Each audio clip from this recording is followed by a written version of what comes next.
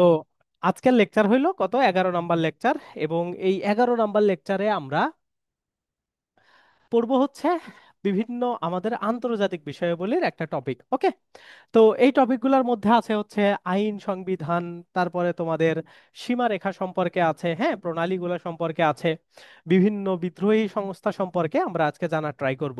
এবং এইগুলা থেকে প্রতি বছরই প্রশ্ন আসে, তোমাদের এই বছরও আসবে, এবং খুবই গুরুত্বপূর্ণ ইনফরমেশনগুলো আমরা এখান থেকে টপিক বাই টপিক সুন্দর করে শেখার ট্রাই করব। ওকে, তো প্রথমেই আমরা আইন এবং মানে সংবিধান নিয়ে কথাবার্তা বলবো। তো আমাদের প্রথমে বুঝতে হবে যে আইন এবং সংবিধান থেকে কি টাইপের প্রশ্ন আসে, হ্যাঁ, এই জিনিসগুলো আমাদের আগে প্রথমে বুঝতে হবে। তারপরেই আমরা পড়াশোনার মধ্যে যখন যাব তখন আমরা সুন্দর করে পড়বো। এখন দেখো, আইন এবং সংবিধান, আমরা কি সংবিধান বলতে যেমন বাংলাদেশের সংবিধানকে আমরা খুবই সুন্দর করে, হ্যাঁ, এই সেকশনে বা এই ধারায় এটা বলা আছে, এই অনুচ্ছেদে এটা বলা আছে, এগুলা পড়ছি। তো এখন যখন আমরা আন্তর্জাতিক আইন পড়তেছি তখন কি আমরা হচ্ছে এরকম পুরো পৃথিবী দেখবো? না, দেখবো না।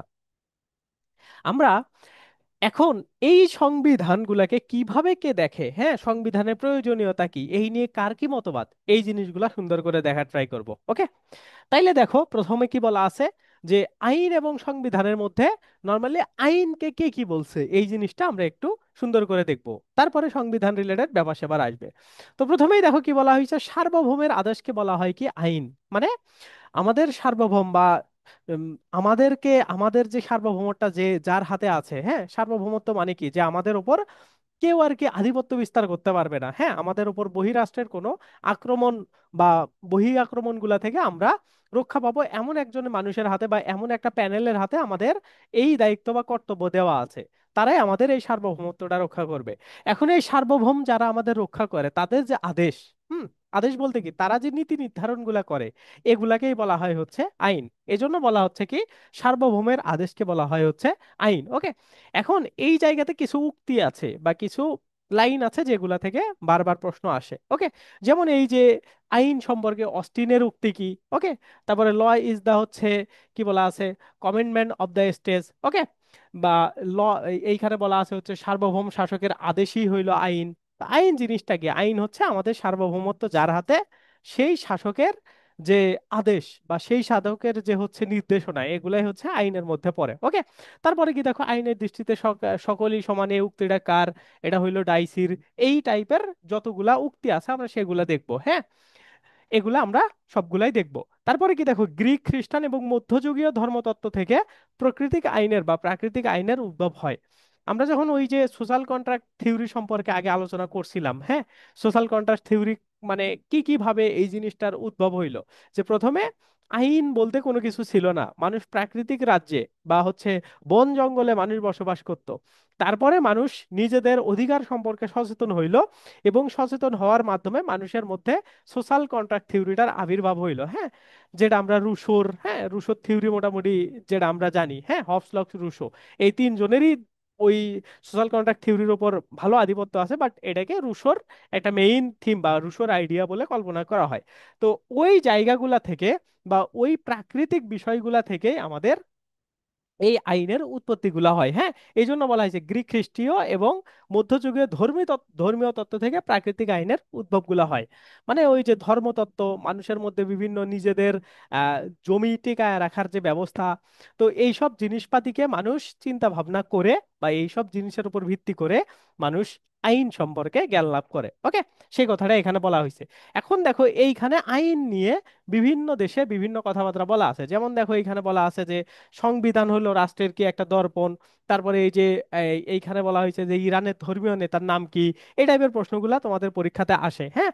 তারপরে আইন সম্পর্কে এরিস্টটলের কি মন্তব্য আছে। তো এই এই জিনিসগুলাকে খুবই ভালো করে তোমাকে দেখতে হবে, এইগুলা থেকে তোমার প্রশ্নগুলা সুন্দর করে চলে আসবে। ওকে, তারপরে কি দেখো, এখানে বলা আছে 1889 সালে মানবাধিকার এগুলা মানে স্বাক্ষরিত হয়, যেটা বিল অফ রাইটস বা মানুষের, সকল মানুষের অধিকার হিসাবে যেটাকে গণনা করা হয়। ওকে, তো এই টাইপের জিনিসগুলো থেকে তোমাদের ন্যাচারালি প্রশ্ন চলে আসে। ওকে, তারপরে কি দেখো, এখানে যুক্তরাষ্ট্রের হচ্ছে সংবিধানে বর্ণিত নাগরিকের অধিকার সমূহকে বলা হয় কি বিল অফ রাইটস। তারপরে দেখো ব্রিটেনের সংবিধান কেমন, অলিখিত টাইপের, এই টাইপের সবগুলা জিনিসই এইখানে সুন্দর করে করে দেওয়া আছে, হ্যাঁ। তারপরে গ্রেট ব্রিটেন এবং যুক্তরাজ্যের, যুক্তরাজ্য দেশের হচ্ছে অধিকাংশ আইন গড়ে উঠেছে কিসের উপর ভিত্তি করে, প্রথার উপর ভিত্তি করে। তো আমাদের আইনগুলার মানে তৈরি হওয়ার পিছনে অনেকগুলা ফ্যাক্ট আছে, তার মধ্যে একটা ফ্যাক্ট হইলো বা একটা কারণ হইলো প্রথা। এরকম আছে আমাদের আরো কাস্টম। কাস্টম মানে প্রথা, বা কাস্টম বা প্রথা। তারপরে হচ্ছে প্রেসিডেন্স। প্রেসিডেন্স বলতে পূর্ববর্তী কোনো ঘটনার আলোকে আইন তৈরি হইতে পারে, হ্যাঁ। মানুষের দৃষ্টিভঙ্গি, সামাজিক দৃষ্টিভঙ্গি, এই টাইপের জিনিসগুলোর উপর ভিত্তি করে অধিকাংশ দেশের কি আইন তৈরি হয়েছে, হ্যাঁ। যে ধরো আমাদের এই প্রথাতে এই জিনিসটা, মানে ধরো আমি তোমাকে বলি যে বাংলাদেশে ধরো কিছু কিছু জায়গায় ধূমপান করা আইনত অপরাধ, হ্যাঁ। কারণ কি, মানুষের হচ্ছে স্বাস্থ্য ঝুঁকি থাকে, কিন্তু অন্যান্য দেশে কিন্তু অ্যালকোহল বা ধূমপান করা এমন আইনত দণ্ডনীয় অপরাধ না। তার মানে কোনো একটা জিনিস কোনো একটা কালচারকে ডিপেন্ড করে, হ্যাঁ, বা ধর্মকে বিবেচনা করে। ধর্ম তো কালচারের সাথেই মোটামুটি কানেক্টেড। আমাদের এইখানে মুসলিম প্রধান দেশ, যার কারণে আমরা অ্যালকোহল মুসলিমদের জন্য এটাকে হারাম করা হয়েছে, যার কারণে তারা খাইতে পারবে না, হ্যাঁ। তো এই জন্য এইটার উপর একটা বিধিনিষেধ আছে। তো এই বিধিনিষেধের উপর ভিত্তি করে কিন্তু আইনগুলো তৈরি হয়েছে। সো আইন কিন্তু এইভাবে তৈরি হয়, ওকে। তারপরে কি দেওয়া আছে দেখো, যুক্তরাজ্যের প্রথম সংবিধানের নাম কি? ম্যাগনা কার্টা। এটা কি একটা ঐতিহাসিক দলিল? ম্যাগনা কার্টা কবে স্বাক্ষরিত হয়? কে স্বাক্ষর করে? এই জিনিসগুলো সবগুলা ভালো করে দেখতে হবে, ওকে। এইখানে সবগুলা থাকে। তো এইখানে কিছু প্রশ্ন আছে দেখো, সার্বভৌম আদেশের আদেশকে কি বলা হয়? সার্বভৌম আদেশকে বলা হয় কি আইন। এইগুলা দেখো, জাতীয় কবি কাজী নজরুল ইসলাম বিশ্ববিদ্যালয়ে এই টাইপের প্রশ্নগুলা চলে আসছিল, ঠিক আছে। এই টাইপের প্রশ্নগুলা ওই জায়গাতে চলে আসছিল। সো এমন জিনিসগুলা কিন্তু তোমাদের পরীক্ষাতে আসবে, বা এই টাইপের জিনিসগুলাই তোমাদের মেইনলি পরীক্ষাতে চলে আসে, ওকে। আচ্ছা, একটু ওয়েট করো। ওকে, ওকে। এটা তারপরে কি দেখো, বলা আছে যে সংবিধানের কি বলা হয়, সংবিধান হইলো কি রাষ্ট্রের একটা কি দর্পণ টাইপের, হ্যাঁ। যে রাষ্ট্রকে আলো দেখায় সংবিধান। সংবিধানে যা বলা আছে সেই অনুসারেই রাষ্ট্র পরিচালিত হয়। এই টাইপের জিনিসগুলা তোমরা দেখবা। এখন দেখো, এইখানে কিছু গুরুত্বপূর্ণ আইনসভা এবং দেশের নাম দেওয়া আছে, যে কোন দেশের আইনসভার কি নাম, এগুলা খুবই ইম্পর্টেন্ট। মানে এইখানে যেগুলা দেওয়া আছে, হুম, সেগুলাই শুধুমাত্র তোমরা পড়বা, এর বাইরে তোমাদের আর পড়া লাগবে না। এইখানে প্রায় মানে এইগুলো তোমার পড়লে 180 থেকে 100, মানে 200-র মতো তোমাদের প্রশ্ন, হ্যাঁ, 200+ প্রশ্ন প্রিভিয়াস ইয়ারে আসা কাভার হয়ে যাবে। এই 200+ প্রশ্নকে এখানে সুন্দর করে টেক্সট আকারে দেওয়া আছে, হ্যাঁ। যেমন দেখো এখানে কি বলা আছে, ব্রিটেনের পার্লামেন্টের নাম, তারপরে এখানে আসন সংখ্যা, House of Lords, House of Commons, যুক্তরাজ্যের পার্লামেন্টের মানে বলা হয়। তারপরে দেখো এখানে সবগুলা সুন্দর করে দেওয়া আছে। এই দেখো এইখানে সবগুলা দেওয়া আছে, যে দেখো এই যে আইনসভা হচ্ছে গ্রেড, কি বলে, বেইজিং। চীনের আইনসভা হচ্ছে গ্রেট হল। এরকম করে সবগুলা দেওয়া আছে, হ্যাঁ। ভারতের আইনসভা দ্বিকক্ষ বিশিষ্ট। ভারতের উচ্চ কক্ষের নাম রাজ্যসভা, হ্যাঁ। আইন কক্ষের বা নিম্ন কক্ষের নাম হইলো লোকসভা। এই টাইপের জিনিসগুলা সবগুলাই তোমাদের দেওয়া আছে। তো এগুলাকে সবগুলাই সুন্দর করে পড়বা, হ্যাঁ। এগুলা প্রিভিয়াস ইয়ারে আসা। তো কিছু কিছু জিনিস আছে যেগুলা বারবার পরীক্ষাতে আসে বা বারবার পড়তে হয়। যেমন ধরো এইখানে জাপানের আইনসভার নাম কি, তারপরে ইরানের হচ্ছে আইনসভার নাম কি। এখন দেখো, ইরানের ইসরায়েলের এই এই জিনিসগুলা কিন্তু ইম্পর্টেন্ট। কিভাবে ইম্পর্টেন্ট দেখো, নর্মালি যে দেশগুলা নিয়ে সাম্প্রতিক সময়ে কথাবার্তা বেশি হয়, সেইগুলা রিলেটেড এই আন্তর্জাতিক টাইপের এই প্রশ্নগুলা, মুদ্রা, তারপরে হচ্ছে এই যে আইনসভার নাম কি, হ্যাঁ, এই টাইপের প্রশ্নগুলো আসে। যে টাইপের মানে নিয়ে বর্তমান সময়ে কথা হবে, সেই টাইপের দেশগুলা থেকে প্রশ্ন করা হবে। সো এই জন্য ওই জিনিসগুলাকে বিবেচনা করে বা এই জিনিসগুলাকে মাথায় রেখে তোমরা পড়বা, বা এই জিনিসগুলাকে মাথায় রাখবা পড়ার ক্ষেত্রে। তাইলে দেখবা তুমি এই জিনিসগুলা থেকে প্রশ্ন কমন পাওয়ার চান্স বেশি হচ্ছে, মানে যে দেশগুলা নিয়েই বেশি কথাবার্তা হচ্ছে সেগুলাকে নিয়েই তোমরা পড়বা। এটা হচ্ছে মানে একটা ভালো দিক বা ভালো বৈশিষ্ট্য, কমন পাওয়ার, বুঝতে পারা। তো এগুলা তোমরা একটু করে দেখবা, সবগুলা এখানে দেওয়া আছে। এই যে নরওয়ের পার্লামেন্টের নাম কি, হ্যাঁ। তারপর রিক্সডগস কোন দেশের পার্লামেন্টের নাম, হ্যাঁ। জার্মানি পার্লামেন্টের নাম কি, বুন্দেসট্যাগ। তো এইগুলা সবগুলা সুন্দর করে তোমরা পড়বা। ক্রোয়েশিয়ার পার্লামেন্টের নাম কি? ক্রোয়েশিয়ার পার্লামেন্টের নাম কেন বলা হয়েছে জানো? কারণ ক্রোয়েশিয়া বিশ্বকাপে একবার কি করছে, মানে ভালো খেলছে, এই জন্য ক্রোয়েশিয়ার নাম ওই টাইমে চলে আসছে, দেখছো? মানে বিশ্বকাপ ফুটবলে ওরা ভালো করছে, কিন্তু ওদের প্রশ্ন আসছে কি নিয়ে, ওদের পার্লামেন্টের নাম কি, এই টাইপের প্রশ্ন কিন্তু চলে আসে। বুঝতে পারছো? সো এই এই এই অ্যাঙ্গেল গুলা তোমাদেরকে বুঝতে হবে। তো এইখান থেকে দেখো এই এই টাইপের প্রশ্নগুলা চলে আসে, ওকে। এগুলো আমরা দেখলাম। এখন দেখো এখানে কি বলা আছে, জাতীয় প্রতীক। মানে এইখানেও প্রিভিয়াস ইয়ারে আসা যত জাতীয় প্রতীক আছে সবগুলাকে সুন্দর করে দেওয়া আছে। যেমন দেখো এই যে নিউজিল্যান্ডের ক্রিকেটারদেরকে কি বলা হয়, কিউই বলা হয়, ওকে। তো এইরকম করে সবগুলা দেওয়া আছে। তারপর যুক্তরাষ্ট্রের হচ্ছে জাতীয় বৃক্ষের নাম কি, ওক। এইগুলা, তারপর ইউনিয়ন জ্যাক বলা হয় কাকে, ব্রিটেনের পতাকাকে। তো এই টাইপের যে প্রতীকগুলো আছে বা প্রতীক রিলেটেড, জাতীয় প্রতীক রিলেটেড যা কিছু আছে সবগুলাই দেখো। অস্ট্রেলিয়ার জাতীয় প্রতীকের নাম কি? ক্যাঙ্গারু। ওকে। তো এই সবগুলা, ইরানের জাতীয় প্রতীকের নাম কি? দেখো, গোলাপ। এইগুলা ভুটানের হচ্ছে নীল পপি। এইগুলা সবগুলা, ভারতের হচ্ছে ময়ূর পাখি। ঠিক আছে। বিশ্বের সবচাইতে দীর্ঘ জাতীয় সঙ্গীত কোন দেশের? গ্রিসের। এটা কিভাবে জানো? গ্রিস একবার তো বিশ্বকাপ খেললো, 18-র বিশ্বকাপ, তখন কিন্তু এই প্রশ্নটা আসছিল। হ্যাঁ, যে তাদের জাতীয় সঙ্গীতটা অনেক দীর্ঘ সময় ধরে গাওয়া হচ্ছে, এই জন্য এই প্রশ্নটা দেওয়া হয়েছে যে বিশ্বের সবচাইতে দীর্ঘ জাতীয় সঙ্গীত কি। ওকে। এই টাইপের প্রশ্নগুলা চলে আসে। তো এইগুলা দেখো, এই টাইপের প্রশ্ন আসছে যে কোন দেশের প্রথম জাতীয় পতাকার প্রচলন শুরু হয়? ডেনমার্কে। ইউনিয়ন জ্যাক কোন দেশের? ব্রিটেনের। আমরা যে কোনো আগে কিছুক্ষণ আগে যেটা দেখলাম। তো এই টাইপের প্রশ্নগুলা তোমাদের আসবে। ওকে। এখন দেখো, এই যে বারবার আসা রাজধানীগুলা সেম টাইপের, মানে এর বাইরে তোমাদের আর কোনো রাজধানী পড়ার প্রয়োজন নাই। কোন দেশের রাজধানী কি, এখানে যা আছে সেগুলাই জাস্ট পড়বা। ঠিক আছে না? ওই যে পরীক্ষাতে আসে বারবার যেগুলা, তো তুমি যত পড়বা তত মনে করো তোমার পড়ার ইচ্ছাই করবে এগুলা। হ্যাঁ, যে আমি আরো জানি আরো জানি, বাট এর বাইরে তোমাদের পড়ার প্রয়োজন নাই। বারবার এগুলা থেকে ঘুরে পেঁচায় চলে আসছে। যেমন ধরো, এই যে থাইল্যান্ডের রাজধানীর নাম কি? ব্যাংকক। আফগানিস্তানের কি? কাবুল। নেপালের রাজধানীর নাম কি? এই যে এটা এবার আসতে পারে, নেপালে বিদ্রোহ হইলো। হুম। কাঠমান্ডু। কাঠমান্ডুতেই তো ওই সবগুলা জিনিস ঘটছে, মার্ডার থেকে শুরু করে, হ্যাঁ, ম্যাস কিলিং যেটা হয়েছে ওইটা থেকে শুরু করে একদম সরকার পতনের আন্দোলনগুলো সব কাঠমান্ডু থেকে হয়েছে। তো এই জন্য আসতে পারে যে নেপালের রাজধানীর নাম কি। ওকে। তো এই টাইপের জিনিসগুলা আসে, এগুলা সবগুলা সুন্দর করে পড়বা। সবগুলাই পড়বা, এখানে যা যা আছে প্রত্যেকটা। এই দেখো, তুরস্কের আঙ্কারা রাজধানীর নাম। ওকে। কাতারের রাজধানীর নাম দোহা। ইয়েমেনের সানা। সবগুলা এখান থেকে পড়বে। এই সার্বিয়ার রাজধানী বেলগ্রেড। ওকে। এই সবগুলাই তোমরা পড়বা। রাশিয়ার রাজধানী কি? মস্কো। এই যে সবগুলা এখানে দেওয়া আছে। এর বাইরে তোমাদের আর পড়া লাগবে না, এখানে যা যা আছে সেগুলাই শুধুমাত্র পড়বা। এগুলাতে যা আছে সবগুলাই তোমরা পড়বে। মেক্সিকোর হচ্ছে মেক্সিকো সিটি। এই যা আছে সবগুলা। ওকে। সবগুলাই পড়লেই মোটামুটি এইখান থেকে তোমাদের 200+ প্রশ্ন পড়া হয়ে যাবে। হ্যাঁ, প্রিভিয়াস ইয়ারের 200+ আসা প্রশ্ন পড়া হয়ে যাবে। এখন যখন তোমার 200+ প্রশ্ন পড়া হয়ে যাবে, তখন কি আর মানে আসতে পারে? এখন তোমাদের কিছু বিষয় দেখায় দিই। ধরো রিসেন্ট কোন একটা দেশে ঘটনা হইলো, হ্যাঁ, তো সেই দেশের রাজধানী সম্পর্কে তোমাদের প্রশ্ন আসতে পারে। এগুলা রিসেন্টের উপর বেশি ডিপেন্ড করে যে প্রশ্নগুলো আসলে কিভাবে আসবে। ওকে। মানে রিসেন্ট কোনো দেশে যদি কোনো ঘটনা হয়, সেই দেশ রিলেটেড প্রশ্ন তোমাদের আসার চান্স খুবই থাকে। ওকে। তো এইগুলা মাথায় রাখো। ওকে। তো এইগুলা প্রশ্নগুলাও দেখো, এই টাইপের প্রশ্ন হয়, এগুলা তো তোমরা বুঝবা, প্রশ্ন থেকে এগুলা নেওয়া হয়েছে। এখন যেটা সবচাইতে গুরুত্বপূর্ণ জিনিস বা সবচাইতে প্রতি বছরই প্রশ্ন পাওয়া তোমরা, এই সীমারেখা থেকে। হ্যাঁ, সীমারেখা টপিকটা থেকে প্রতি বছরই তোমরা প্রশ্ন পাবা। এখন আমরা দেখি কি কি সীমারেখা আছে। এখানে চিত্র দেওয়া আছে, নর্মালি তোমাদের বইয়েও চিত্র দেওয়া আছে। তো কাজটা তোমাদের কি? এগুলা হচ্ছে চিত্র দেখেই পড়তে হয়। হ্যাঁ।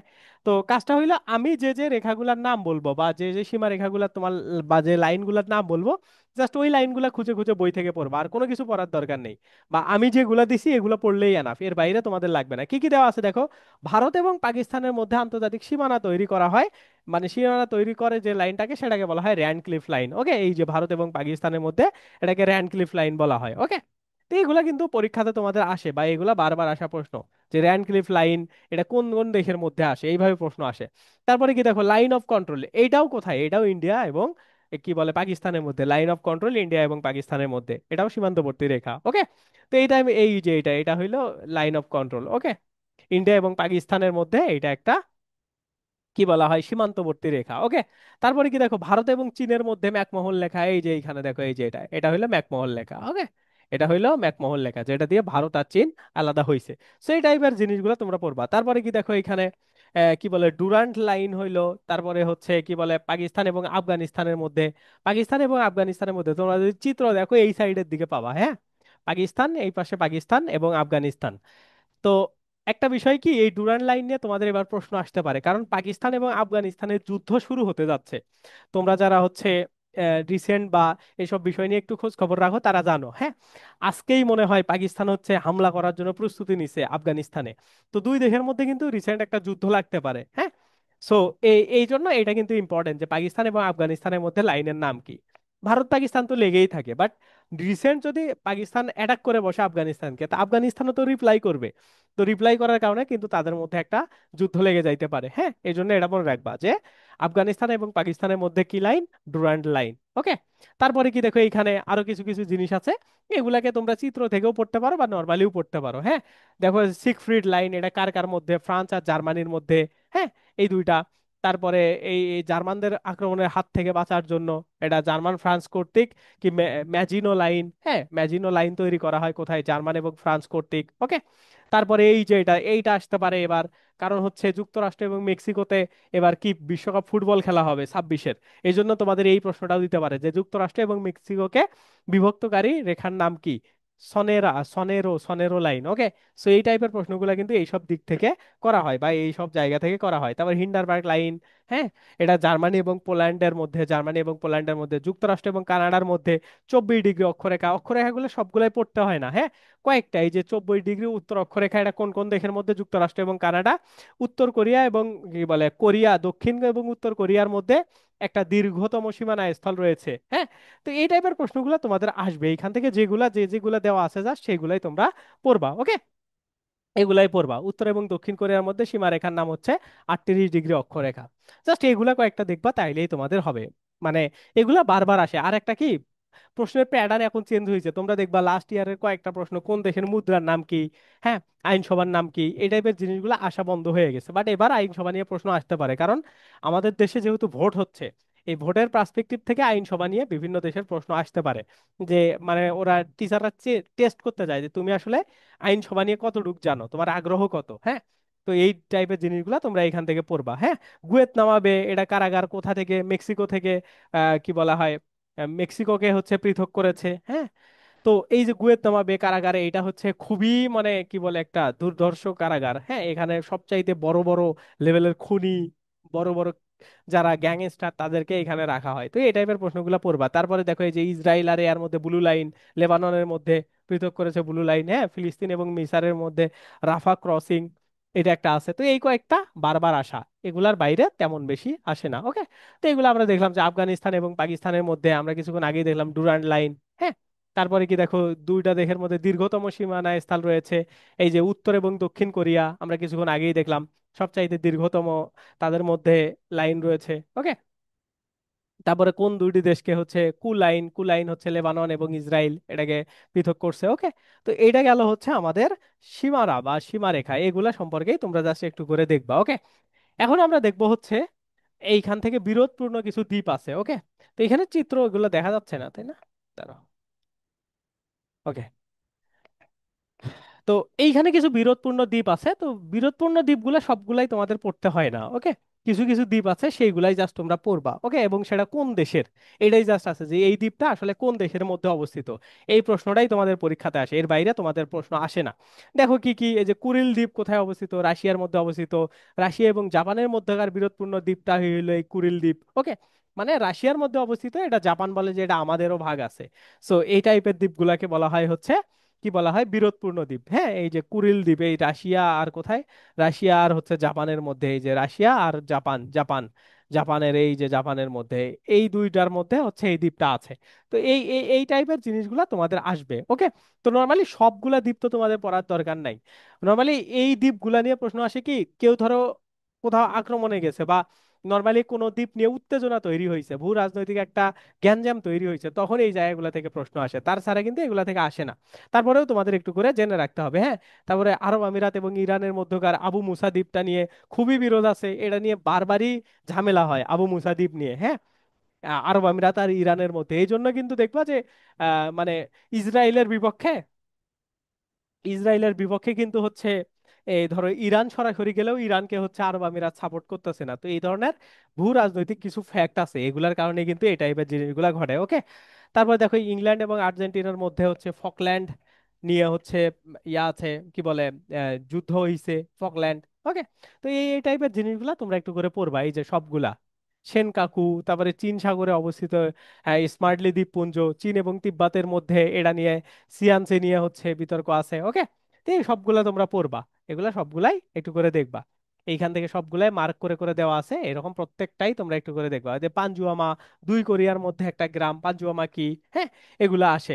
তারপরে হচ্ছে কি Northern limit line. Northern limit line হচ্ছে উত্তর এবং দক্ষিণ কোরিয়ার একটা বিরোধপূর্ণ একটা স্থান। তো এই টাইপের জিনিসগুলো খুবই ইম্পর্টেন্ট, সবগুলো এখানে দেওয়া আছে। যুক্তরাষ্ট্র এবং কিউবার মধ্যে গুয়েতনামা বে। ওকে। তো এগুলা হচ্ছে কিউবাতে অবস্থিত, এগুলা সবগুলো দেখবা। গুয়েতনামা বে একটা বেসামরিক কয়েদখানা, হ্যাঁ, বেসামরিক কয়েদখানা, মানে কয়েদখানা মানে জেলখানা। ওকে। তো এই টাইপের প্রত্যেকটা প্রশ্নই তোমরা একটু করে দেখবা। যে রাশিয়া এবং জাপানের মধ্যে কি নিয়ে ঝামেলা আছে, কুরিল দ্বীপপুঞ্জ, যেটা রাশিয়ায় অবস্থিত, আমরা কিছুক্ষণ আগেই দেখলাম সেটা। হ্যাঁ, এই যে এই টাইপের প্রশ্নগুলো কিন্তু তোমাদের পরীক্ষাতে আসে। ওকে। এগুলাকে তোমরা এভাবে পড়বা, এগুলাকে এভাবে পড়বা, প্রত্যেকটাই এভাবে পড়বা। এখন দেখো, পৃথিবীতে সব সময় গেরিলা গোষ্ঠী হচ্ছে ইম্পর্টেন্ট। হ্যাঁ, সবচাইতে বেশি গেরিলা গোষ্ঠী ইম্পর্টেন্ট। এবং আমাদের এশিয়া মহাদেশের মধ্যে যারা আছে, যেমন হচ্ছে শ্রীলঙ্কার আছে এলটিটিই। ওকে। এটা খুবই ইম্পর্টেন্ট। কেন ইম্পর্টেন্ট এই বছরের জন্য তাও বলি।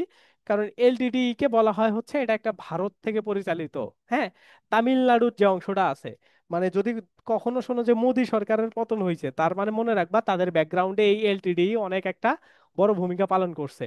এরা হচ্ছে রাজীব গান্ধীর, ওই যে তোমরা ডকুমেন্টারি বের হয়েছে না, বের হবে মনে হয়, এখনো হয়নি, রাজীব গান্ধীকে হত্যা করার পিছনে এলটিডি এর একটা বড় হাত আছে। তো এটা শ্রীলঙ্কা থেকে পরিচালিত হয়। ওকে। তো এই টাইপের জিনিসগুলো যেগুলো এশিয়ার মধ্যে, এগুলো অনেক বেশি ইম্পর্টেন্ট। হ্যাঁ, এশিয়ার মধ্যে যেগুলো, আমরা এগুলো একটু করে দেখবো। তারপরে এইখানে দেওয়া আছে দেখো, লিবারেটর ফ্রন্ট অফ ত্রিপুরা, তারপরে উলফা, এগুলো হচ্ছে আসামের সন্ত্রাসবাদী দল। মানে নর্মালি এই যে গেরিলা সংগঠন গুলাকেই সন্ত্রাসবাদী বলা হয়। হ্যাঁ, কারণ একটা দেশের মানে ব্যাপারটা কিরকম, ধরো তুমি তোমার দেশে আছো, দেশের বিরুদ্ধে কাজ করতেছো, হ্যাঁ, তখন তোমাকে সন্ত্রাস বানায় দিবে। ওকে। সো এই নাম দেখে আসলে কনফিউজ হওয়ার কিছু নাই। যে বিচ্ছিন্নতাবাদী সন্ত্রাস মানে এরা খারাপ এমন না, এরাও অনেকে ভালো আছে, আবার অনেকে খারাপ আছে। ওকে। সেগুলো এখানে দেওয়া আছে। তারপরে দেখো কিউএনইউ, তার কোরিয়ান ন্যাশনাল ইউনিয়ন, এগুলা হচ্ছে কারেন, এগুলা হচ্ছে কি বলে স্বাধীনতারত যুদ্ধরত মিয়ানমারের হচ্ছে গেরিলা বাহিনী। গডস আর্মি, এটা হলো মিয়ানমারের। মিয়ানমারের গুলো এখন আসবে না, কারণ মিয়ানমারের ওই সময় রোহিঙ্গার কারণে এইগুলা আসতেছিল। ওকে। তারপরে এইগুলা সবগুলা দেখবা তোমরা এখান থেকে। কম্বোডিয়ার হচ্ছে খেমার রজু। ওকে। তারপরে এই যে এগুলো দেওয়া আছে, ফিলিপাইনের বিদ্রোহী গ্রুপ রেড আর্মি হইলো কি জাপানের। ওকে। এগুলো দেওয়া আছে। তারপরে সিন ফেইন হচ্ছে আইরিশ রিপাবলিক আর্মির। পিকেকে হচ্ছে এদের কুর্দিস্তান তুরস্কের। এটা কিন্তু খুবই ইম্পর্টেন্ট। পিকেকে নিয়ে আমরা রিসেন্ট যখন আমি পড়াইছিলাম, তখন কিন্তু আমি তোমাদেরকে করছিলাম যে তারা কি করছে, যে তারা আত্মসমর্পণ করার একটা প্রসিজে গেছে 30 বছর পরে, যে আমরা আর এই ধরনের বিদ্রোহ করব না। ওকে। তুর্কিস্তানের, হ্যাঁ, মানে তুর্কির এই পিকেকে, এই সংগঠনটা। তারপরে কি দেখো, এই যে ওসামা বিন লাদেনের হচ্ছে আল কায়দা সংগঠনের নেতা। ওসামা বিন লাদেন কেন ইম্পর্টেন্ট? টুইন টাওয়ার মনে করো ধ্বংস করার পিছনে ওসামা বিন লাদেন সরাসরি নিজের দায় স্বীকার করছে। হ্যাঁ। তো এরকম দেখবা অনেক ইসলামিক সংগঠন আছে যারা ইউএসএ তে অ্যাটাক করে বা এরকম অন্যান্য কান্ট্রিতে অ্যাটাক করে নিজেরা দায় স্বীকার করে। হ্যাঁ। তো একবার একটা মজার কাহিনী আছে, মনে করো এলটিডি এর সাথে ইয়ার লেগে গেছিল। হুম। এই আইএসআই এর লেগে গেছিল। মানে এলটিডি কোথায় যেন হচ্ছে একটা অ্যাটাক করে কয়েকজনকে মেরে ফেলে। হ্যাঁ। ও, এলটিডি কোথায়, নিউজিল্যান্ডে, নিউজিল্যান্ডে না মনে হয়, ওই যে বাংলাদেশ ক্রিকেটারদেরকে একবার নিউজিল্যান্ডের মসজিদে হামলা করা হইলো না, ওইটাই। ওইটা হচ্ছে হামলা করার পরে ওই মসজিদে যে মেরে ফেলা হয়েছিল নিউজিল্যান্ডে, তার দায় স্বীকার করে হচ্ছে এলটিটি। এখন এলটিটি যখন দায় স্বীকার করছে, তার 1 মাস বা 1.5 মাস পরে আইএসআই মনে হয় শ্রীলঙ্কায় একটা অ্যাটাক করে 60-70 জনকে মেরে ফেলছে। হ্যাঁ। সো এইগুলা কিন্তু মানে শুধুমাত্র যে আম, ইয়া করতেছে, ধর্মের কারণে এমন করতেছে এমন না। হ্যাঁ। এগুলার অনেক ফ্যাক্ট থাকে, একটা দেশকে উত্তেজিত করা, গভর্নমেন্টকে একটা পাওয়ার দেখানো, এই ধরনের বিভিন্ন বিষয় থাকে, সেগুলোর উপর ভিত্তি করে তারা এই ধরনের কাজ কারবার গুলা করে। ওকে। তো এগুলা একটু করে দেখবা, এগুলা সবগুলা একটু করে দেখবা। এই যে বারাক ওবামা হচ্ছে এই কি বলে ওসামা বিন লাদেনকে 2011 সালে 1লা মে মৃত্যুবরণ করে, মৃত্যু ঘোষণা করে দেয়। তো ওসামা বিন লাদেনকে মারার হচ্ছে একটা ডকুমেন্টারি আছে ইউএসএ মিলিটারিদের। ওকে। আমি যখন ছোট ছিলাম 2014-15 সালের দিকে, তখন আমি এই ডকুমেন্টারিটা দেখছিলাম। ওসামা বিন লাদেনকে ধরো কিভাবে মারছে। প্রথমত হচ্ছে 6 মাস 7 মাস, হ্যাঁ, পাকিস্তানের ওই ওসামা বিন লাদেন যে বাসায় থাকতো, ও বের হইতো না। হ্যাঁ। ওই বাসার মধ্যে সে বন্দি অবস্থায় থাকতো। তো ইউএস এর যারা ইয়া আছে, স্পাই আছে, হ্যাঁ, তারা নজর রাখতো, ছবি টবি তুলতো, দেখে যে ওইখানে একটা করে ছাগল ঢুকানো হচ্ছে। হ্যাঁ, পরে জাস্ট একটা খালি মানুষ বের হচ্ছে, তো সবার ডাউট হয় যে এই বিল্ডিংটাতে থাকতে পারে Osama bin Laden. Osama bin Laden বের হইতো না। তিনি হচ্ছে ওই জায়গা থেকেই বিদ্রোহের ডাক দিত, বা ওই জায়গা থেকেই ক্যামেরা অন করে তিনি কথাবার্তা বলতো বা ভয়েস এইসব কাজ কারবার করতো। তো ইউএসএ মিলিটারিটা তো হচ্ছে ধরো বেসামরিক লোক বা জেনারেল জনগণকে মারতে পারবে না, তাই না? তো এই জন্য তারা মানে কনফার্ম হওয়ার জন্য প্রায় 1 বছর ধরে ওই জায়গায় ক্যামেরা লাগাইছে। হ্যাঁ, ওইখানে স্পাই লাগায় রাখছে। তারপরে একবার টের পাইছিল যে ওসামা বিন লাদেন কিছু সময়ের জন্য জাস্ট তার রুম থেকে বের হয়ে বাইরে গেছে, তখনই তারা ক্যামেরায় দেখতে পারছে, যে শিওর হয়েছে যে এখানে ওসামা বিন লাদেন আছে। তারপরে তারা তাকে কিভাবে মারছে, যে তার যে বাড়িটা ছিল, তার বাড়ির ভিতরে হচ্ছে হেলিকপ্টার ল্যান্ড করা কখনো সম্ভব ছিল না। হ্যাঁ, তো তারা কি করছে, তার বাড়ির উপরে ছাদে হচ্ছে হেলিকপ্টার ল্যান্ড করাইছে, আবার নিচ দিয়েও মিলিটারি তাদের লোকজন পাঠাইছে। হ্যাঁ, এবং ওই অ্যাটাকটা পুরোপুরি ইউএসএ থেকে রান করে এইখানে পাকিস্তানের সংগঠন করা হয়েছে। মানে ইউএসএ থেকে হেলিকপ্টার নিয়ে আসা হয়েছে, আবার সেই হেলিকপ্টার পড়ার সময় হেলিকপ্টারের পিছনটা ভেঙে গেছিল। তো এই টাইপের জিনিসগুলো ওই ডকুমেন্টারিটাতে দেখানো হয়েছে। পরে তো ওসামা বিন লাদেনের ফ্যামিলি সহ মেরে দেওয়া হয়েছে। হ্যাঁ, তো এটা হচ্ছে মানে এই 2011 সালের 1লা মে রাতের ঘটনা। ওকে, এটা কিন্তু রাত 12টা, সাড়ে 12টার পর এই অ্যাটাকটা হয়েছিল। ওকে, এইভাবে ওসামা বিন লাদেনকে মেরে ফেলা হয়েছে। ওকে, এগুলা এই যে কি বলে, এই যে আহমেদাবাদ বা এটাকে আবেদাবাদ, পাকিস্তানের ওই জায়গাতে তিনি মারা যায়, সেই কথাটা বলা হয়েছে। ওকে, আবিদাবাদ শহর, এটা ইসলামাবাদ পাকিস্তান, এটা এইখানে তাকে মারা হয়। তারপরে দেখো এই যে হামাস, হামাস হচ্ছে এই যে ফিলিস্তিনের গেরিলা সংগঠন। হ্যাঁ, তারপরে ফিলিস্তিনে হচ্ছে ব্ল্যাক সেপ্টেম্বর গেরিলা সংগঠন।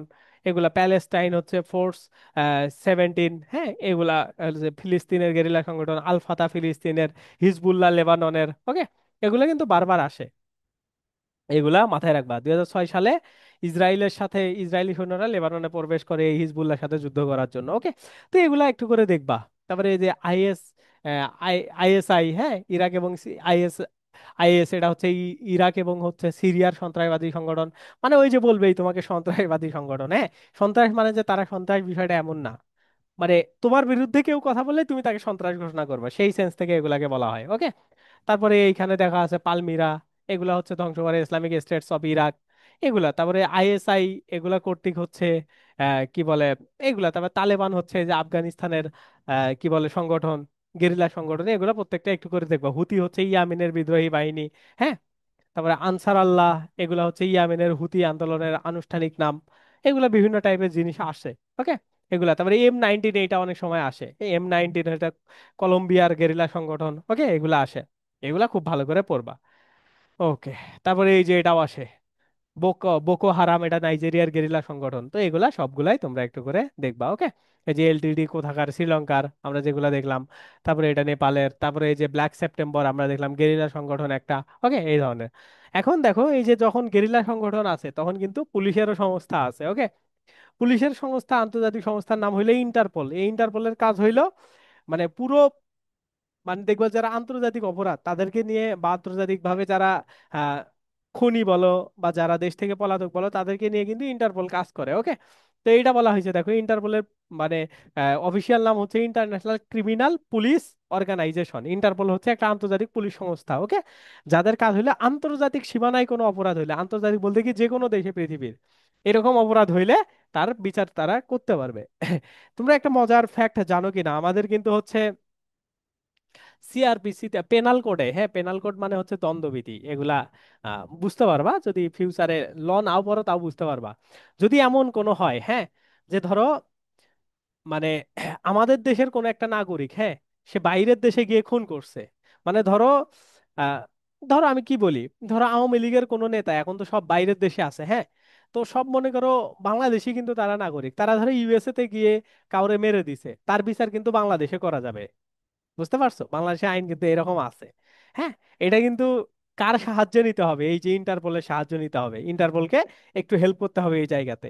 এইভাবে কিন্তু ইন্টারপোল গুলো কানেক্টেড হয়। হ্যাঁ, তো এইটা মনে হয় কত আমাদের সিআরপিসির কত পেনাল কোডের কত নম্বর সেকশনে দেওয়া আছে এগুলা মনে নাই, ধরো এরকম বলা যায় 2 নাকি 3 নম্বর সেকশনে, হ্যাঁ, 2 বা 3 নম্বর ধারায় আর কি, এরকম বলা আছে যে যদি আমাদের কি বলে দেশের কোনো মানুষ, হ্যাঁ, বা 2, 3, 4 এই ধরনের কোনটার একটার মধ্যে যেন বলা আছে যে আমাদের দেশের নাগরিক বাইরের দেশে গিয়ে খুন করছে, তাইলে তার বিচার কিন্তু আমরা বাংলাদেশে এনে করতে পারবো। ওকে, এটা হইলো বিষয়। তার মানে দেশ থেকে যারা খুন করে পালাইছে তাদের বিচারও বাংলাদেশে করা যাবে। ওকে, জাস্ট তাকে বাংলাদেশে নিয়ে আসতে হবে, এইটাই হইলো মেইন ফ্যাক্ট। এগুলো দেওয়া আছে, দেখো এই যে ইন্টারপোলের সদর দপ্তর কোথায়, ফ্রান্সের লিওতে। এগুলা ভালো করে পড়বা। হ্যাঁ, এগুলা খুবই ভালো করে দেখবা। ওকে। তারপরে দেখো এখানে আরো স্কটল্যান্ড ইয়ার্ড, এটা হচ্ছে যুক্তরাষ্ট্রের গোয়েন্দা সংস্থা। স্কটল্যান্ড ইয়ার্ড এটা কোথায় অবস্থিত? লন্ডন, যুক্তরাষ্ট্রে। M15 এগুলা হচ্ছে ব্রিটেনের গোয়েন্দা সংস্থা। FBI একটা গোয়েন্দা সংস্থা, এটা আমেরিকার FBI। ওকে। ওই যে ক্র্যাককে, কি বলে, কার্ককে, হ্যাঁ, চার্লি কার্ককে যে মেরে ফেলা হইলো, এই কার্কের কিন্তু দায়িত্ব নিছে হচ্ছে FBI। হ্যাঁ। ওই যে ডোনাল্ড ট্রাম্পের বন্ধু, তাকে যে গুলি করে মারা হইলো, তোমরা তো দেখছো ফেসবুকে, তাই না? যে ওই কি বলে একটা অনুষ্ঠানে গিয়ে তার এইখানে গুলি লাগলো 2-3 দিন আগেই। হুম। তো তার কিন্তু ইয়ার দায়িত্ব সব কিন্তু FBI নিছে। ওকে, যে তার খুনিকে এটা বের করার। তো এগুলো একটু করে দেখবা, এই যে CIA কোথায় অবস্থিত, ভার্জিনিয়া, যুক্তরাষ্ট্র। এই জন্য দেখবা CIA, মানে বিভিন্ন মুভিতে CIA এর ব্যাপারগুলা ব্যবহার করা হয়। ওকে। CIA এর লেখা ইয়াগুলা, মানে ড্রেসগুলো, এগুলা কিন্তু ব্যবহার করা হয়, এটা কিন্তু একটা গোয়েন্দা সংস্থা। এগুলো সবগুলাই বুঝবা। তারপরে এই দেখো ফায়ারফক্স, মানে এর বাইরে তোমাদের আসবে না, কোথাকার ভারতের, হ্যাঁ। এগুলাকে সবগুলাই ভালো করে পড়বা। মোসাদ, তেল আবির, এই যে মোসাদকে বলা হয় সবচাইতে, মানে কি বলি, তীক্ষ্ণ বুদ্ধি সম্পন্ন গোয়েন্দা সংস্থা হইলে এই মোসাদ, যেটা হইলে ইসরায়েলের। হুম। দেখবা যে ইসরায়েলের কাছে পৃথিবীর সব মানুষের তথ্য আছে, তোমার আমারও তথ্য আছে। ফেসবুক এগুলা ইসরায়েলি থেকে মনে করো পরিচালিত হয়, হ্যাঁ। তারপরে মনে করো হচ্ছে বড় বড় কোম্পানি যেমন ফাইবার, ফ্রিল্যান্সিং মার্কেট প্লেস, এটা কিন্তু ইসরায়েলের। তো এই তাদের কিন্তু সবচাইতে টেকনিক্যাল তথ্য যেগুলা তাদের কাছে থাকে, হ্যাঁ। এই জন্য দেখবা ইসরায়েলের সাথে সবাই কথা বলতে চায় না। সবাই বলতে কি, কোনো গভর্নমেন্ট কথা বলতে চায় না, কারণ গভর্নমেন্টের এমন কিছু তথ্য তাদের কাছে থাকে, তারা ব্ল্যাকমেল করতে পারবে। এই জন্য দেখবা ইসরায়েল যাই করুক না কেন, তাদের বিপক্ষে মানুষজন যাইতে চায় না। আবার US এর তাদের সাপোর্ট আছে, বুঝতে পারছো? তারা এই ধরনের, মানে অনৈতিক ভাবে সবাইকে জিম্মি করে রাখে, যার কারণে তাদের এগেনস্টে কথা বলা যায় না। ঠিক আছে। এগুলা হচ্ছে এখানকার বিষয়। তো এগুলা সবগুলা দেখবা, এগুলা সবগুলাই তোমরা সুন্দর করে পড়বা। তো এগুলা এখানে দেওয়া আছে, দেখো কোন ধরনের ইন্টারপোল, আন্তর্জাতিক সংস্থা। তারপরে স্কটল্যান্ড ইয়ার্ড কোথায় অবস্থিত, আমরা যা যুক্তরাজ্যে, হ্যাঁ। তারপরে এগুলা সবগুলা দেখবা। তারপরে দেখো বিভিন্ন সামরিক ঘাঁটি, তারপরে এগুলা নিয়ে অস্ত্র, এই রিলেটেড যা কিছু প্রিভিয়াস ইয়ারে আসা। ওকে। তো আজকের যে টপিকগুলো, এগুলো কিন্তু খুবই ইম্পর্টেন্ট টপিক, মানে আন্তর্জাতিক অংশের মধ্যে যেগুলো এক কথায় পড়ে পড়ে কমন পাওয়া যায়, সেই টাইপের টপিকগুলো আজকে কিন্তু আমরা পড়তেছি, হ্যাঁ। এগুলার, মানে তুমি বোঝার তেমন কিছু নাই, বাট তোমাকে মুখস্থ করে নিতে হবে যে এগুলা ইম্পর্টেন্ট এবং এই জায়গা থেকে বারবার প্রশ্ন আসতেছে। সবগুলাই তোমরা এগুলা থেকে পড়বা, হ্যাঁ। দেখো এগুলা কোথায় কোথায়, এই যে রাষ্ট্রের মহিলাদের বেশ সামরিক কাজে অংশগ্রহণ কোথায় ইসরায়েলে করতে হবে, যুক্তরাষ্ট্রের সেনাবাহিনী সবচাইতে বড় সেনাবাহিনী ব্ল্যাক লিবারেশন আর্মি, এটা কোন দেশের? ব্ল্যাক লিবারেশন আর্মি হচ্ছে যুক্তরাষ্ট্রের। ব্ল্যাক ওয়াটার, এটা একটা হচ্ছে যুক্তরাষ্ট্রের নিরাপত্তাবাদী সংস্থা, হ্যাঁ। এগুলা সবগুলা ভালো করে দেখবা। ওকে, এগুলা সবগুলাই পড়বা। হুম। তারপরে এই যে ইনসেন কারাগার কোথাকার, মিয়ানমারের আবু গারিব, এটা বলতে কোথায় একটা জেলখানা বোঝায়, এটা ইরাকের। ওকে। তো এইগুলা সবগুলাই তোমরা একটু করে ভালো করে দেখবা। ওকে।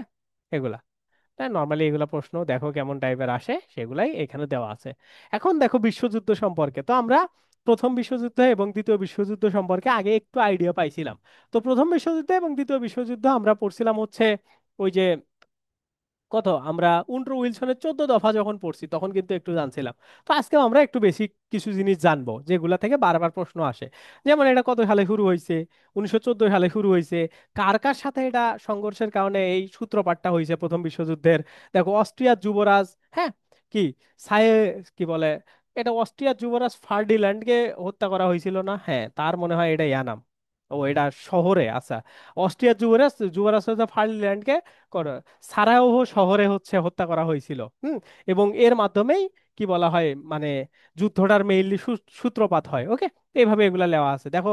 তারপরে এগুলা থেকে আমেরিকার প্রেসিডেন্ট ছিলেন উড্রো উইলসন, যিনি আসলে 14 দফা পরবর্তীতে দিছিল, হ্যাঁ, ভার্সাই চুক্তিটার সময়। এগুলো কিন্তু আমরা আগে পড়ছি। তারপরে দেখো ইউ বোটস, এটা জার্মানির একটা নৌবাহিনীর নাম ছিল। তারপরে প্রথম বিশ্বযুদ্ধের শেষ হয় কত সালে?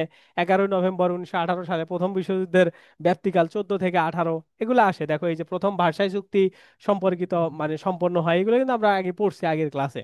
যেমন 1919 সালে ভার্সাই চুক্তি সংগঠিত হয়। ভার্সাই চুক্তি কোথায়? ফ্রান্সে এটা সংগঠিত হয়। ওকে। এগুলা দেখো, প্রথম বিশ্বযুদ্ধের সময় আমেরিকার প্রেসিডেন্ট ছিল কে?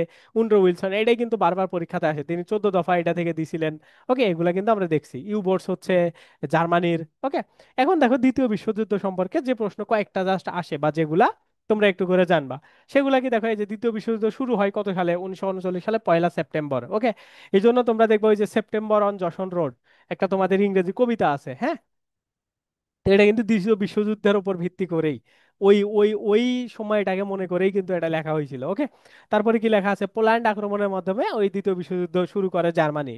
অর্থাৎ প্রথম বিশ্বযুদ্ধে মনে করো জার্মানি তো পরাজিত হয়, তাদেরকে ভার্সাই চুক্তির মাধ্যমে অনেক বেশি খেপায়া দেওয়া হয়, তারপরে তারা নিজেরা সুসংগঠিত হয়ে তারা দ্বিতীয় বিশ্বযুদ্ধের পরিকল্পনা করে ওই প্রথম ভার্সাই চুক্তি বা তাদেরকে যে মানে কি বলা হয়, তাদেরকে যে লাঞ্ছিত করা হয়েছিল যে চুক্তির মাধ্যমে, তার উপর ক্ষোভ থেকে ভিত্তি করে। ওকে, তো এইগুলো এখানে লেখা আছে। হ্যাঁ, দেখো এখানে দ্বিতীয় বিশ্বযুদ্ধের সময় অক্ষ শক্তি মিত্র শক্তি এগুলা থেকে প্রশ্ন আসে না, কারা কারা ছিল তারপরেও তোমরা একটু করে এখান থেকে দেখবা। ওকে, এগুলো একটু করে দেখবা। তারপরে এই সময়ে ব্রিটেনের প্রধানমন্ত্রী কে ছিল, হুম, তারপরে এখানে রাশিয়ার প্রধানমন্ত্রী কে ছিল, মিত্র শক্তির দেশগুলা কি কি ছিল, এটা প্রথম বিশ্বযুদ্ধে আসে না, দ্বিতীয় বিশ্বযুদ্ধের গুলা একটু করে দেখবা। হ্যাঁ, এইখানে দেখো, এখানে দ্বিতীয় বিশ্বযুদ্ধের সময় এই তিনটাকে একত্রে বলা হয়তো অক্ষ শক্তি, জাপান জার্মানি জাজাই, এটাকে জাজাই বলা হয়, জাপান জার্মানি আর হইলে ইতালি। ওকে, আর এইদিকে ছিল হচ্ছে কি যুক্তরাষ্ট্র, যুক্তরাজ্য, তারপরে রাশিয়া, মার্কিন যুক্তরাষ্ট্র এবং চীন এইগুলা। হ্যাঁ, পরবর্তীতে আসলে যুক্তরাষ্ট্র এগুলাতে যুক্ত হয়েছে দ্বিতীয় বিশ্বযুদ্ধে, ওরা কিন্তু প্রথমে নিউট্রাল ছিল। পরে যখন জাপান তাদের হচ্ছে আহ, আক্রমণ করে, নৌঘাঁটি জাপানের যেটা আছে, হ্যাঁ, তখন তারা বিশ্বযুদ্ধে সরাসরি ইনভলভ হয়ে যায় এবং জাপানের বিরুদ্ধে তারা চলে আসে। ওকে, তো পার্ল এর হারবার। প্রেক্ষিতেই কিন্তু জাপানকে অনেক বেশি লস খাইতে হয়েছে, হ্যাঁ, যুক্তরাষ্ট্রের সাথে ঝামেলা লাগাই। তো এই এই জিনিসগুলো একটু করে তোমরা দেখবা। হ্যাঁ, তারপরে এই যে ডেজার্ট ফক্স, এগুলা কি বলে, মার্শাল রোমাল ডেজার্ট ফক্স নামে পরিচিত, এগুলো একটু করে দেখবা, এগুলা পড়লে তোমরা বুঝে পাবা, মানে বুঝতে পারবা। ওকে, ডি ডে এগুলা সম্পর্কে, বা ডাউন ডে, হ্যাঁ, ইউরোপিয়ান ইনফেক্ট্রি এটাকে বলা হয় কত তারিখে, এগুলা বলা হয়। তারপরে দেখো পারমাণবিক বোমা হিরোশিমা এবং লিটল বয় এগুলা কোথায় কত তারিখে ফালা হয়েছিল, এই টাইপের জিনিসগুলো এখান থেকে তোমাদের আসে। আর এখান থেকে পড়া তেমন লাগবে না, দ্বিতীয় বিশ্বযুদ্ধ এই থেকেই আমাদের শেষ। ওকে, এখন দেখো এই যে দ্বিতীয় বিশ্বযুদ্ধের মানে প্রতিক্রিয়াটা কি হয়। তো আমরা দেখছি যে প্রথম বিশ্বযুদ্ধের পরে ভার্সাই চুক্তি হয়, হওয়ার পরে মনে করা হয়েছিল, হ্যাঁ, যে জাতিপুঞ্জ গঠন করা হয়েছে, যে আসলে আমরা সবাই একসাথে থাকবো আর যাতে যুদ্ধ টুদ্ধ না হয়। বাট দেখা গেল দ্বিতীয় বিশ্বযুদ্ধ হইলো, এবং এই দ্বিতীয় বিশ্বযুদ্ধের ক্ষয়ক্ষতি এত বেশি পরিমাণে ছিল যে আর কেউ যুদ্ধে আসলে নিজেরাই জড়াইতে চাইতেছিল না। হ্যাঁ, তো এই জন্য তারা এর প্রতিক্রিয়ায় কিছু কিছু জিনিস তৈরি করে, জাতিসংঘ, আরো বিভিন্ন সংস্থা, হ্যাঁ, এবং নিজেদের মধ্যে বিভিন্ন চুক্তি এইগুলা তারা করে। তো সেই জিনিসগুলো আমরা একটু করে দেখবো। এই যে অ্যানা ফ্রাঙ্ক, এগুলা হচ্ছে অ্যানা ফ্রাঙ্কের ডায়েরি, এটা হল্যান্ডে লুকিয়েছিল। তো এগুলা একটু করে দেখবা। হ্যাঁ, ওই যে এই অ্যানা ফ্রাঙ্কের কাহিনীটা নিয়ে একটা মুভি আছে, আমার ঠিক খেয়াল নাই, হ্যাঁ, ওইটা অনেক মানে প্রসিদ্ধ একটা মুভি, নাম মনে নাই, মনে হইলে তোমাদের পরে আমি লিখে দিব। তো এরকম যে ইহুদিদেরকে ধরে ধরে কি বলে মারা হইতো, হ্যাঁ, যে ওই যে 60 লাখ ইহুদিকে যে ধরে ধরে মনে করো হিটলার মারতেছিল, তো তার উপর ভিত্তি করে ওই মুভিটা আর কি তৈরি করা। তো এগুলাই আর কি লেখা আছে এখানে। দেখো দ্বিতীয় বিশ্বযুদ্ধ লাগায় ইহুদির নিধন, এগুলাকে হ্যালোকাস্ট বলে চিহ্নিত করা হয়। হিটলারের নাৎসি বাহিনী এইগুলা কাজ করছো, 6 মিলিয়ন মানে 60 লাখ ইহুদিকে হত্যা করে। দ্বিতীয় বিশ্বযুদ্ধের পর কি বলে হচ্ছে যুদ্ধাপরাধীদের বিচার হয়েছিল নুরেমবার্গে। হ্যাঁ, এই জন্য নুরেমবার্গ ট্রায়াল বা নুরেমবার্গ কনভেনশন এটা নামে পরিচিত। ওকে, তারপরে জেনেভা কনভেনশন যুদ্ধ পরিচালনার সাথে জড়িত। এগুলা কনভেনশন কি কি আছে ভিতরে তোমাদের পড়া লাগবে না, এগুলা দ্বিতীয় বিশ্বযুদ্ধের বিচার সম্পর্কিত, তাই মনে রাখবা। ওকে, তারপরে কি দেখো এই যে জেনেভা হচ্ছে কনভেনশন, মানে এগুলা যে লোকেশনে এই কনভেনশন গুলা হয়েছিল সেই লোকেশনের নাম অনুসারে সেগুলার নামকরণ করা হয়। ওকে, সুইজারল্যান্ডের জেনেভায় এগুলা হয়েছিল দেখে এর নামকরণ করা হয়েছে। ওকে, তো এগুলা একটু করে দেখবা, তাইলে তোমরা ভালো করে বুঝতে পারবা। ওকে, তারপরে এই যে কোল্ড ওয়ার স্নায়ু যুদ্ধ শুরু হয়, হ্যাঁ, কত সাল থেকে কত সালে, এগুলো একটু করে দেখবা। আর তেমন ইম্পর্টেন্ট নাই এখান থেকে, এগুলা এগুলা জবের জন্য অনেক বেশি ইম্পর্টেন্ট। ওকে, স্নায়ুযুদ্ধের প্রেক্ষাপট থেকে হচ্ছে ন্যাটো তৈরি হয়। তো এইগুলা একটু তোমাদের একটু দেখা উচিত, এবং এইগুলা সম্পর্কে আমরা আর একটু দেখবো। হ্যাঁ, তো এগুলা থেকে নর্মালি এইভাবে প্রশ্ন আসে যে এই যে ন্যাটো এর পূর্ণরূপ কি, নর্থ আটলান্টিক ট্রিটি অর্গানাইজেশন। ওকে, তারপরে ন্যাটো প্রতিষ্ঠা হয় কত সালে, 1956 সালে। ন্যাটো একটি সামরিক জোট। 1949 সালে ন্যাটো প্রতিষ্ঠা করলেন, সময়ের সদস্য ছিল 12। এগুলো দেখবা, ন্যাটোর সদর দপ্তর কোথায়, বেলজিয়ামের ব্রাসেলসে। ন্যাটো এর উম, দেশ বর্তমান কতগুলো, 31টা। সর্বশেষ হচ্ছে ফিনল্যান্ড। ন্যাটোতে হচ্ছে তুরস্ক, আলবেনিয়া, এগুলা মুসলিম দেশ। মানে ন্যাটো নিয়ে এই টাইপের জিনিসগুলো এখানে দেওয়া আছে। হ্যাঁ, এগুলা সবগুলা দেওয়া আছে, বিভিন্ন আর কি সংস্থা। হ্যাঁ, বিভিন্ন সংস্থা যেগুলা এখন হচ্ছে ভূ রাজনৈতিক বিষয়ের সাথে কানেক্টেড, সেইগুলা এখান থেকে বারবার বারবার বারবার করে আসছে যেগুলা নিয়ে, সেগুলা এখান থেকে দেওয়া আছে। দেখো এখানে ন্যাম, ন্যাম হইলো কি জোট নিরপেক্ষ আন্দোলন, এগুলা কিভাবে শুরু হয়। ওকে, এগুলা কিন্তু তোমাদের বইয়ের মধ্যেও আছে, পৌরনীতি বইয়ের মধ্যেও দ্বিতীয় অধ্যায়ের দ্বিতীয় পত্রের মধ্যেও এগুলা কিন্তু দেওয়া ছিল। হ্যাঁ, তারপরে সিআইএস, কমনওয়েলথ ইন্ডিপেন্ডেন্ট স্টেটস। তারপরে এইখানে একটা জিনিস দেখো, কমনওয়েলথ ভেঙে হচ্ছে ভেঙে হয়েছিল হচ্ছে সোভিয়েত ইউনিয়ন। সোভিয়েত ইউনিয়ন ভেঙে স্বাধীন রাষ্ট্রসমূহ কিন্তু আলাদা আলাদা ভাবে এইখানে মানে কি বলে ন্যাটোর মধ্যে বলো, আরো বিভিন্ন জায়গার মধ্যে তারা যোগদান করে। তো সোভিয়েত ইউনিয়ন বলতে কি বোঝানো হচ্ছে দেখো, যেগুলো হচ্ছে রাশিয়ার আশেপাশে, হ্যাঁ, এরকম 15টা দেশ ছিল, সেগুলো মেলায়া সোভিয়েত ইউনিয়ন গঠন করা হয়েছিল। এখন সোভিয়েত ইউনিয়ন যদি একসাথে থাকতো তাহলে সবচাইতে বড় লস হইতো গাড়ি ইউএস এর। কেন? কারণ রাশিয়ার এই সোভিয়েত ইউনিয়নের সাথে নিজের যত বিজনেস আছে, যত ঐক্য আছে, আর এই যে তোমরা এই যে এগুলার মধ্যে যুক্ত হইলে লাভ কি, বা অনেকে দেখো না এই যে আসিয়ানের মধ্যে বাংলাদেশ নাই কিন্তু ঢুকতে চাই, কেন ঢুকতে চাই? কারণ তুমি যদি ধরো ন্যাটোর কোনো ন্যাটোভুক্ত কোনো একটা দেশে অ্যাটাক করছো, তাইলে ওই ন্যাটোর যে প্রধান বা ন্যাটোর যে যারা মেইন শক্তিশালী তারা মনে করবে তাদের উপর তুমি অ্যাটাক করছো, হ্যাঁ। সেই জন্য কিন্তু এগুলাকে ভেঙে দেওয়ার প্ল্যানে থাকে যুক্তরাষ্ট্র। যুক্তরাষ্ট্র কি ন্যাটোর সাথে খুব ভালোভাবে কানেক্টেড, কিন্তু তারা সোভিয়েত ইউনিয়নের সাথে কোনোভাবেই কানেক্টেড থাকতে পারতেছিল না। কারণ সোভিয়েত ইউনিয়নের মেইন ভূমিকা বা প্রধান ভূমিকায় ছিল হচ্ছে রাশিয়া। ঠিক আছে? তো এই জন্য কিন্তু এই সোভিয়েত ইউনিয়নকে ভাঙার পিছনে যদি এক নম্বর কারো কোনো কারণ থাকে বা এক নম্বর যদি কোনো দেশ থাকে, সেটা হলো ইউএসএ। ওকে, ইউএসএ প্ল্যান করেই সোভিয়েত ইউনিয়নকে ভেঙে ফেলছে। কারণ সোভিয়েত ইউনিয়নকে যদি না ভাঙা হইতো, ওই যে মনে করো বেলজিয়াম আরো বিভিন্ন টাইপের দেশ যেগুলা হচ্ছে রাশিয়াকে ঘিরে আছে, হ্যাঁ, ইউরোপিয়ান দেশগুলা সবগুলাই একসাথে হয়ে থাকতো। এখন সবগুলো যদি একসাথে হয়ে থাকে, এইদিকে নর্থের বা দক্ষিণের দিক থেকে ইউএসএ অত বেশি শক্তিশালী হইতে পারতো না। এই জন্য তারা এই কাজগুলো করছে। ওকে, তারপরেও রাশিয়া আসলে তারাও তাদের কূটনৈতিক চাল মনে করো কম রাখে নাই, কারণ তারা মনে করো রাশিয়ারাও তো তেল রপ্তানি করে, তাই না? বিদ্যুৎ, তেল এগুলো তারা রপ্তানি করে। তারা বলছে যে তোমরা যারা আগে আমাদের সোভিয়েত ইউনিয়ন বা ন্যাটোর মধ্যেও আছো, তো তোমরা যদি আমাদের সাথে আমাদের থেকে এইসব জিনিসপাতি নিতে চাও, তাইলে আমাদের সাথে বিভিন্ন ফ্যাসিলিটি দিতে হবে। এই ধরনের নানান জিও পলিটিক্যাল বিষয় ফ্যাক্ট আছে, হ্যাঁ। তো তারপরেও তোমরা জাস্ট মনে রাখবা, হ্যাঁ, যে কমনওয়েলথ এগুলা মানে এই সোভিয়েত ইউনিয়ন ভাঙা হয়েছিল মানে কেন বা কি ফ্যাক্ট থেকে, সেগুলো আর কি তোমাদেরকে একটু বললাম। ওকে, তো এগুলো একটু করে দেখবা, এই যে ন্যাটো এর পূর্ণ রূপ, হ্যাঁ, এগুলা দেখবা এগুলা। তারপরে আরব ইসরায়েল উপসাগরীয় যুদ্ধ এখানে দেওয়া আছে, এটা ইম্পর্টেন্ট না এগুলা। আরব ইসরায়েল নিয়ে অত বেশি প্রশ্ন আসে না এখন, আগে এগুলা ছিল। আর এই যে সিডিবিডি চুক্তি, এইটা খুবই ইম্পর্টেন্ট, হ্যাঁ, এটা খুবই ইম্পর্টেন্ট। সিডিবিডি চুক্তি বলতে বোঝানো হচ্ছে যে পারমাণবিক পরীক্ষা, যে মানে এই পৃথিবীতে শক্তিশালী দেশ কোনগুলা বলো তো দেখি, যার পারমাণবিক শক্তি আছে, পারমাণবিক অস্ত্র আছে, হ্যাঁ। ভারতের আছে, পাকিস্তানের আছে, বাংলাদেশের কিন্তু নাই। ইউএস এর তো আছে, ইরানের আছে, সবার কিন্তু আছে এই রকমের। যাদের যাদের পারমাণবিক অস্ত্র আছে তাদেরকে একটা চুক্তি করতে বলা হয়েছিল যে তোমরা আর পারমাণবিক পরীক্ষা করবা না বা পারমাণবিকের ভয়টা তোমরা দেখাবা না। কিন্তু এই সিডিপিডি চুক্তি আসলে কেউই মানে না। হুম। কারণ যদি মানতো তাইলে কিন্তু হচ্ছে ইসরায়েল হচ্ছে ইয়ার উপরে হামলা করতে পারতো না, ইউএসএ এর উপরে। যদিও আসলে এই হামলাটা একটু মজাদার হামলা ছিল, মানে ধরো আহ, কি বলে ইসরায়েল যখন ইয়াতে হামলা করবে, হ্যাঁ, কি বলে ইরানে যখন হামলা করবে, তখন ইরানকে আগে থেকে বলা হয়েছিল যে আমরা তোমাদের কালকে সকাল 10টায় হামলা করব। আবার ইরান যখন জবাব দিবে, তাদেরকে আবার ইউএসএ কে আবার ফোন করে বলেছে যে তোমাদের বাপরে বলো আমরা একদিন পরে হামলা করবো, কারণ পৃথিবীকে দেখাইতে হবে যে তুমি আমার হামলা করছো, আমি তোমাকে হামলা করছি, কোনো ক্ষয়ক্ষতি হয় নাই। হুম। তো এবার যে হামলাটা হয়েছে তো এগুলা কিন্তু হচ্ছে বিরোধী, মানে এই সিডিপিডি চুক্তির মধ্যে এগুলা মানে ইহা করে যে এগুলা করা যাবে না। ওকে, মানে পরীক্ষা নিষিদ্ধকরণের উদ্দেশ্যে পারমাণবিক পরীক্ষা নিষিদ্ধকরণের উদ্দেশ্যে এই সিডিপিডি চুক্তিগুলোতে মানুষ যুক্ত হয়, কিন্তু এগুলা কেউই মানে না। ওকে, তো এগুলা একটু করে দেখবা, তাইলে তোমরা ভালো করে বুঝতে পারবা এগুলার মধ্যে এই যে এই টাইপের জিনিসগুলো আছে। ওকে, তারপরে কি দেখো, গণমাধ্যম। গণমাধ্যম বলতে সংবাদ সংস্থাগুলা যেগুলাকে ধরো ফোর্থ স্টেটও বলা হয়, হ্যাঁ। দেখো এগুলাকে সংবাদপত্রকে ফোর্থ স্টেট হিসাবে আখ্যায়িত করা হয়েছে। তো কোন দেশের সংবাদ মাধ্যমের নাম কি সেগুলা এখানে দেওয়া আছে, হ্যাঁ, সেগুলা এখানে দেওয়া আছে, এগুলা সবগুলা পড়বা। দা গার্ডিয়ান কোথাকার, যুক্তরাষ্ট্রের যুক্তরাজ্যের, ইউকে, হ্যাঁ, ইউকে যুক্তরাজ্যের। ডেইলি মিরর, এটা লন্ডন থেকে প্রকাশিত হয়। টাইমস, হ্যাঁ, টাইমস হচ্ছে যুক্তরাজ্যের। তো এগুলো সবগুলো একটু করে দেখবা। ওকে, ইরানের কি নাম, এই এগুলা এগুলা পত্রিকাগুলা, ভালো ভালো পত্রিকাগুলা। ওকে, এগুলা একটু করে ভালো করে দেখবা, তাইলেই এখান থেকে আমাদের হয়ে যাবে। ওকে, তো এই মোটামুটি। আর একটা আছে আমাদের টপিক, সেটা হইলো চলচ্চিত্র এবং চলচ্চিত্র পুরস্কার। চলচ্চিত্র এবং চলচ্চিত্র পুরস্কার নিয়ে সাম্প্রতিক রিলেটেড যে কোনো চলচ্চিত্র রিলেটেড যে পুরস্কারগুলো দেওয়া হবে সেইগুলা জাস্ট পড়বা।